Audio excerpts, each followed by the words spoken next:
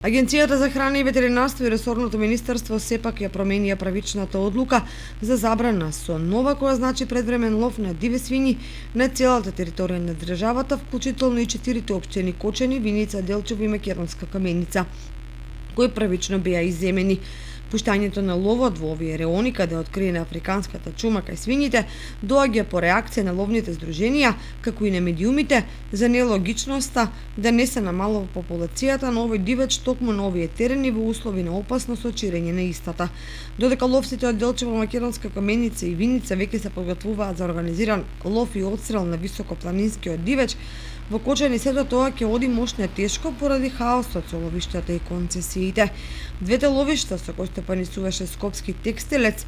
втора година се без концесионер поради одредени судски постапки. Во случајот на африканската чума и одлуката за предвремен лов на дива свиња, посебно проблематично е ловиштето Бање, кој ги опфаќа терените кон Осоговските планини, од каде лани не се организираше лов.